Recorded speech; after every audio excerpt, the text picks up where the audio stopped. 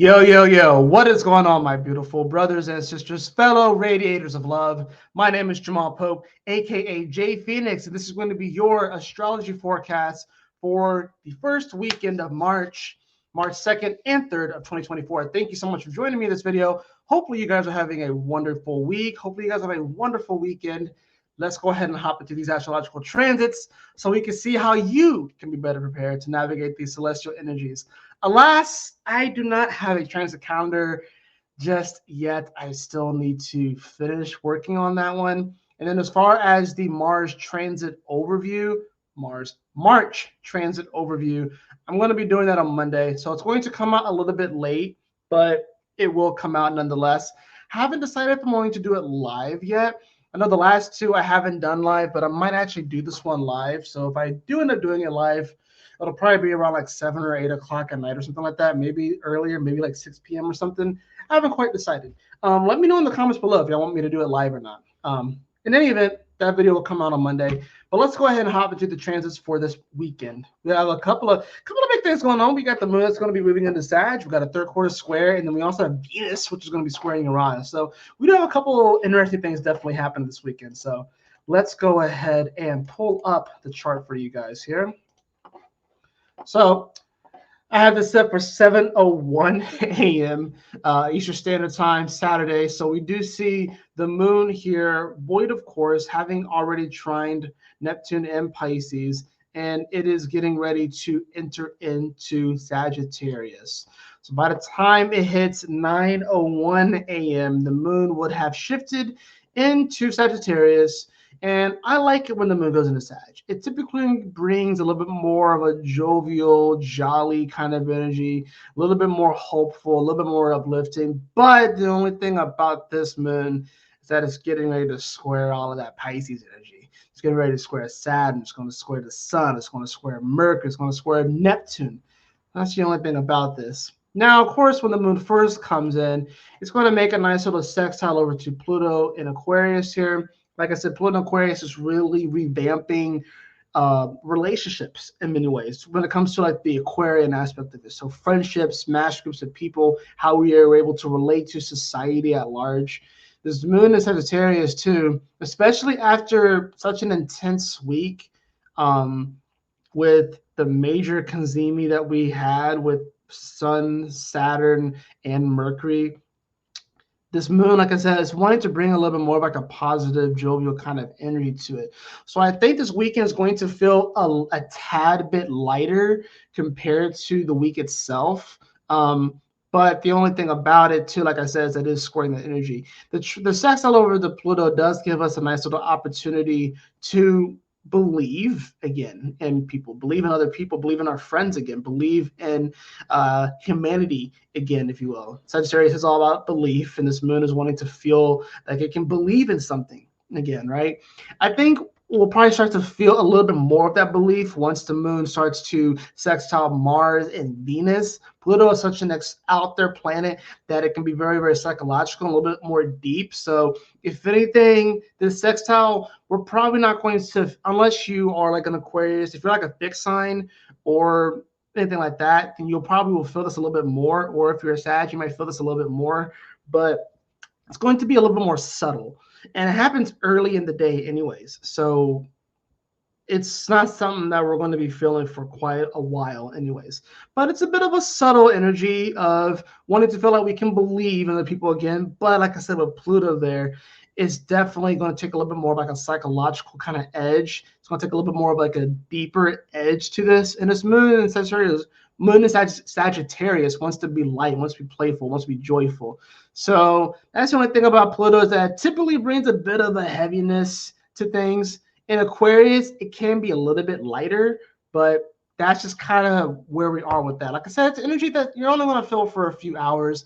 Unless you're like a fixed sign, you may feel it a little bit more. Now, we are going to see, of course, mainly on Saturday, that's pretty much the main thing that's going on, is the moon does go into Sagittarius, and it will start to get to the squaring energy of all this Pisces stuff. So Saturday, I would say not really as much is going to be happening. You know what I'm saying? I mean, we're going to be feeling this Venus Uranus square start to tighten a bit as the day continues. So we're going to feel that energy start to come more and more and more together. And we do have some mutual reception here.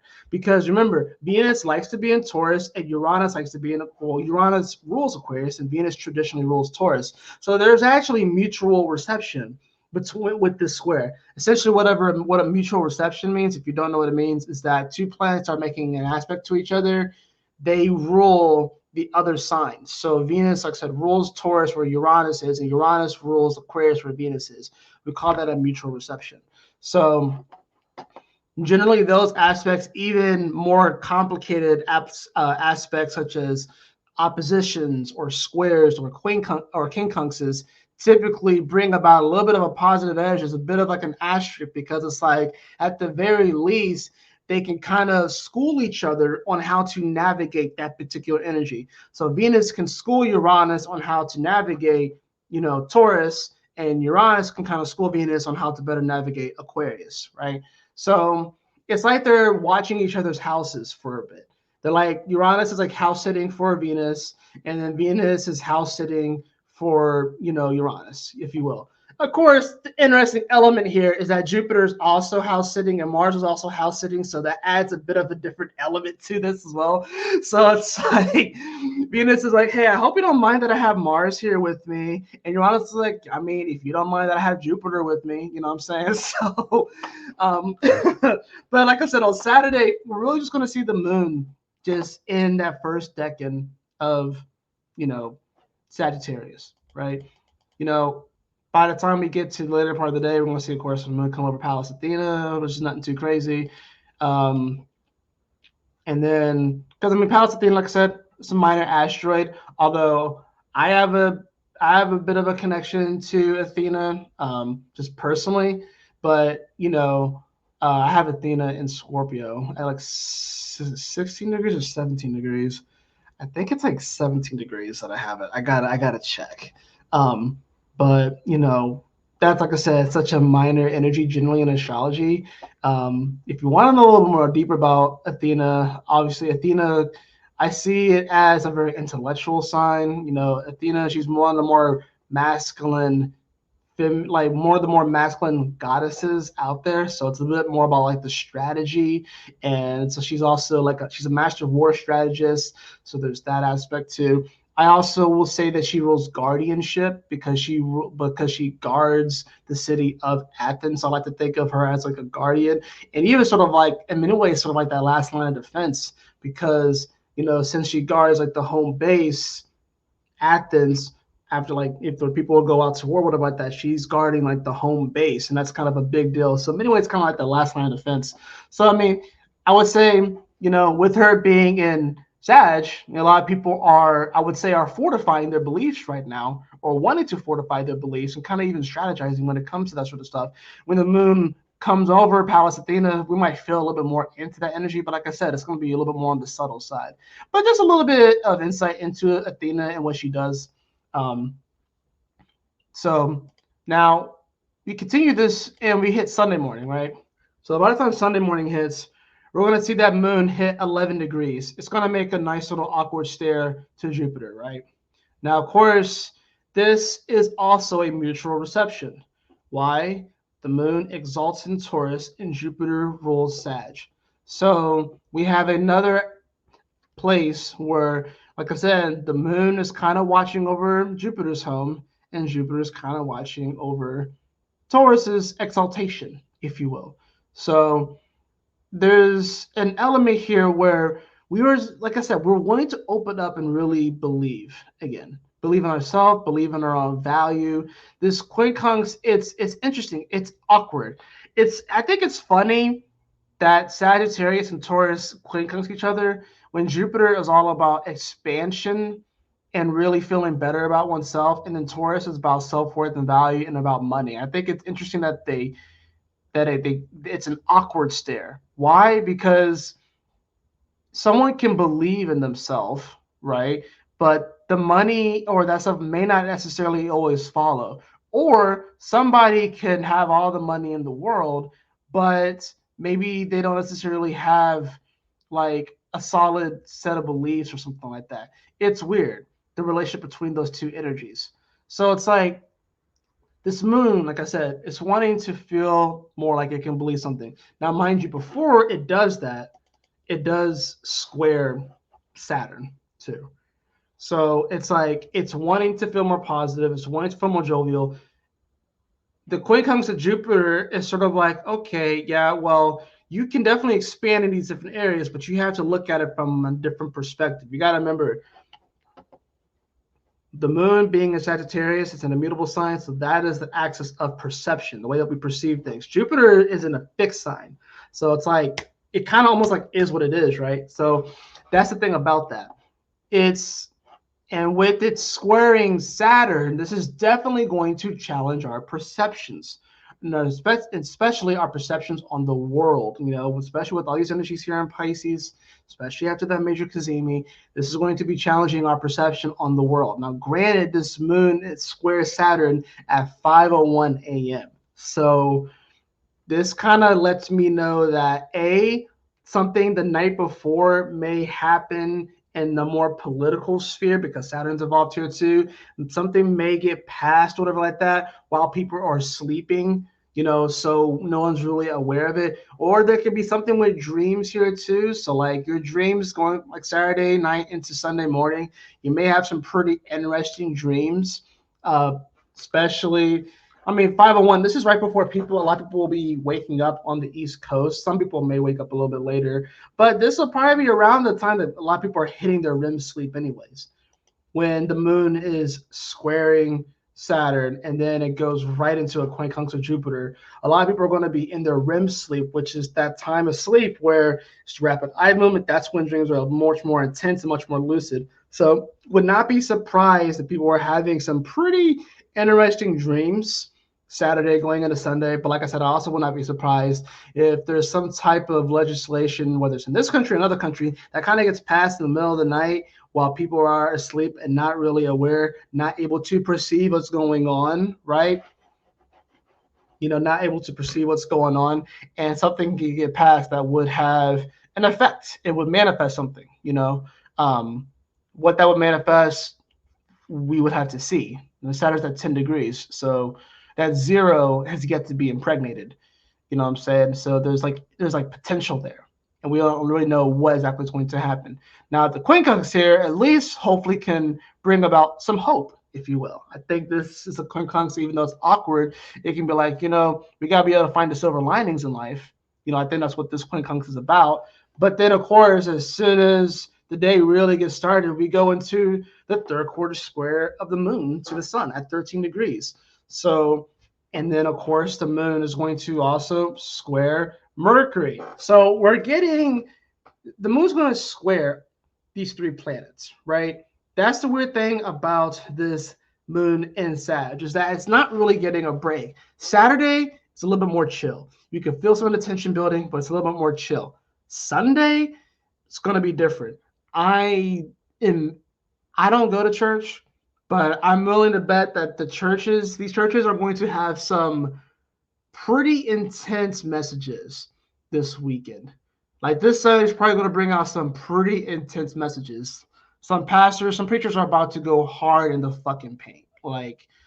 And because it's a square too, and because this is dealing with beliefs, because it's the moon and Sagittarius and belief, and you're dealing with Pisces and Jupiter is a traditional ruler Pisces, I would seriously not be surprised if some preachers start spouting off some crazy ass shit. I wouldn't be surprised if some preachers go viral this weekend because they say some off the wall type shit. You know what I mean? Now, I don't think it's going to be all of them. I think some of them will be looking more for unification and more understanding. But I do think some of them are probably going to say some things that are a bit off the wall, they're a bit crazy, that may seem borderline militant. This moon is going to also trine the North Node in Aries. It's going to trine Chiron in Aries while it is squaring Mercury in Pisces. So, yeah, I would not be surprised. And while that's at 5:01, best believe there are going to be some churches that are still in session at 5:01. So I would just I'm just saying, I don't go to church, but there's hundreds of thousands of churches out there.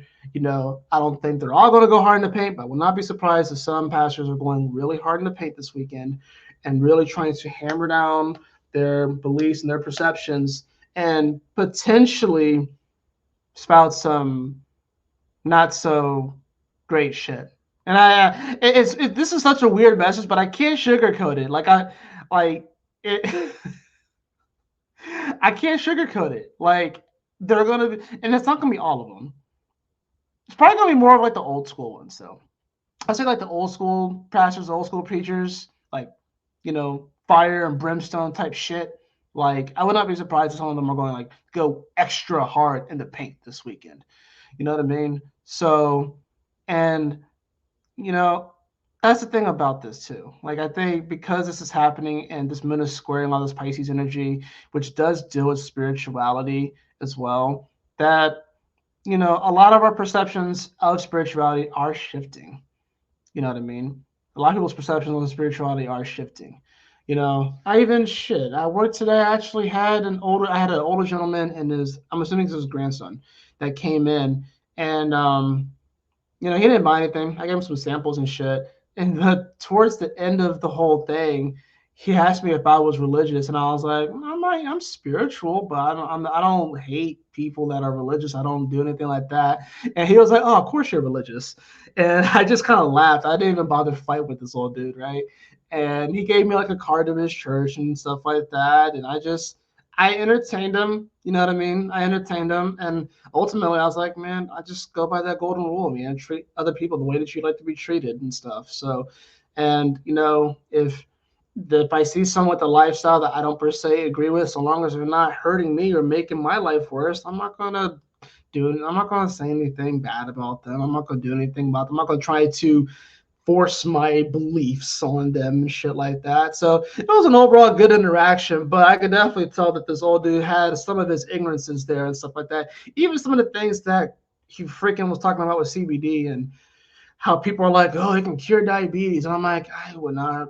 Like, I straight up says like, well, I'm not a doctor, so I'm not going to say that. It might help with some of the symptoms of it and everything, but like I said, I'm just giving an example of like how to communicate and deal with someone that may have a different perception of you, may be at a different level or stage in their life than you, and not being immediately confrontational if you don't necessarily see eye to eye with them, but you can find the common ground and have a good conversation. And dude seemed like he enjoyed the conversation with me, even though he probably would freak out if he knew I was an astrologer and a tarot card reader. But he ain't got to know that, you know what I'm saying? And it doesn't matter. We can find common ground, So it's like, I think this is going to be a weekend where, we gotta look to see, we gotta find the common ground. You know what I'm saying? Find the common ground, find the positivity in things. I think it can be a positive weekend, but I think it'll be a weekend that will challenge our perceptions. And because this moon in Sagittarius is squaring all this Pisces energy on the weekend, which is generally when people aren't paying attention to stuff, that's letting me know that, okay, more than likely some like, as far as like socio-economic political stuff, that could be like a big deal that could affect us, will probably get passed on the weekend when no one's looking. Because a lot of times that's what they do. They'll pass things on the weekends or like overnight when no one's paying attention. So, yeah, just be on the lookout for that. And the moon, of course, like I said, it's going to quincunx Uranus too towards the end of the day. I don't know if it'll quite get to actually, no, it will sextile Venus as well. So yeah, the moon's just going to be making all those aspects pretty much throughout that second decan. It spends the, Saturday in that first decan, and then it spends Sunday pretty much in the second decan. And I believe it will go into Capricorn in the evening on Monday. So, yeah, let's go ahead and get into the cards, shall we?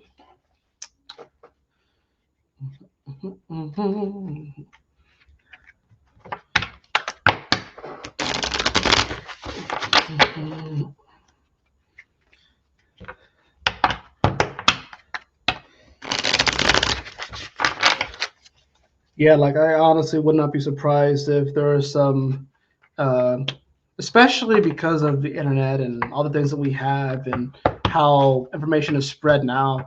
Um, I'm sure there are some people out there that I'm sure there's going to be some pastors out there that are probably going to take a shit on astrology and tarot and New Age spirituality, and probably never really thought about it before, but because of the visibility that it has now, and because the moon is in Sag, and it's going to be squaring all this Pisces energy, and we have all that stuff going, and then of course we have Venus, like I said, it's going to be squaring Uranus too.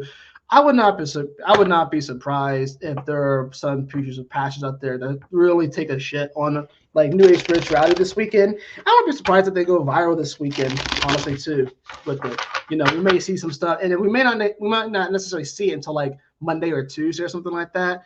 But I'm just saying, like, I really would not be surprised if we see that. We may not see it until like the moon goes into Aquarius, and it kind of gets a little more broadcasted. You know what I mean? So. We'll see. We'll see. And the moon will go into Aquarius, like Wednesday or something like that. So that'll be like the middle of the week. So we'll see. I don't know. I'm just talking about the energies that I'm feeling, what I can see as the potential to happen. So yeah, let's go ahead and get a card though. I have the devil card. Oh, be wary of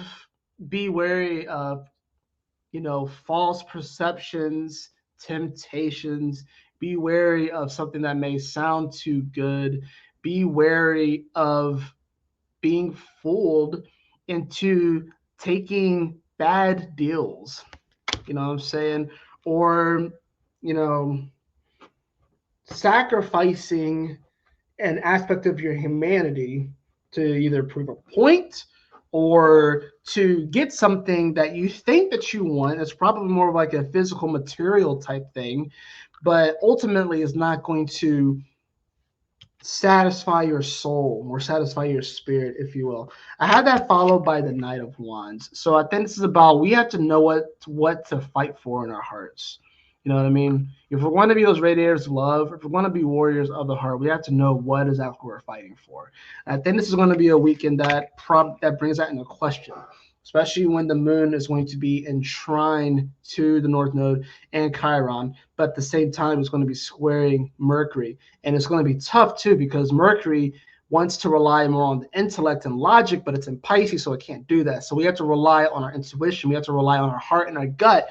So what is, and it's interesting too, because the devil here is like, it's like weaving, well, come on. Is it going to, I want it to focus, but it's not going to focus. But y'all can see, okay, yeah, you see that, right? All right, you see that heart right there, right? So I think that's the thing about this, I think this weekend we have to be wary of the devil, if you will, or devil-like energy or something that's going to show you something that may look beautiful, right? It's going to show you like your heart, something that you may love or want, but we have to be wary, is that really what I want? Is that really resonating from my heart space, or is that what someone else wants? It doesn't necessarily have to be a bad thing or a devil thing, but that could be what someone else wants for their life, But is it what you want? So I think we have to ask ourselves with this Knight of Wands is, whose heart are we fighting for? Whose heart are we fighting for? In the bottom of the deck, I do have the Queen of Swords has come up again, and she is reverse, right? So that's the other part here too. It's Queen of Swords in reverse. Can't really rely on the traditional methods of using logic to figure out the situations. We have to go deeper. We have to rely on our gut and our intuition, And for some people, it's a little bit dusty. It's like an old record or an old book. They have to like wipe off the dust, flip it around, put it or put the CD in the some of y'all probably don't even know. I know some of y'all do, obviously, but if you're like younger, what about that? I think most of my audience, I think most of y'all are actually probably older than I am. So, but And growing up, I remember when MP3 players came out and stuff like that, but we had CDs and stuff like that. But it's like, as far as like the intuition and stuff like that, sometimes, you have like an old CD that you haven't used in a while, and then you have to like wipe it with like your shirt and stuff like that, and get the dust off and blow on it and then put it in. Like for some of y'all, that's like your intuition, that's like your gut and stuff, because you're so logic driven. And I think we have to learn how to balance using those two. But I know there's a lot of people that are super, super logic driven, and it probably sucks for them right now because Mercury's in Pisces, and they have to rely on their intuition more. You know what I'm saying? So, um, but yeah, you gotta dust that CD off, and put it in the CD player and see what you get. You know what I'm saying? It's you may end up having a nostalgic moment and come across a song that you haven't heard in a while, and he's like, "Yo, this is a bop." I'm like, "You're damn right, it's a bop." You know what I'm saying? So, ooh, I love this. Amber, awaken your creativity. I think that is honestly the way that you fight, you fight for your own heart and stuff like that. Is awakening your creativity. So this will be a great weekend, especially with the moon in Sagittarius. This will be a great weekend to, draw, do some painting, do some writing, do something fun, maybe make a YouTube video, but do something fun, awaken your creativity, do something fun, and don't put any rules on it, you know what I mean? Don't put any restrictions on it, don't put any expectations on it as well. You know what I'm saying? Don't try, you don't necessarily have to monetize it either. Just do it for fun. Awaken your creativity. It doesn't have to look a certain way. It doesn't have to be perfect, but just have fun with the process. Have fun with the process this weekend.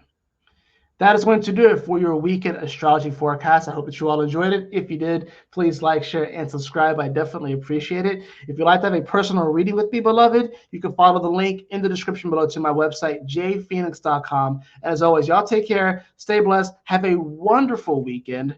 I will see you all on the next astrology forecast for Monday and the March transit overview.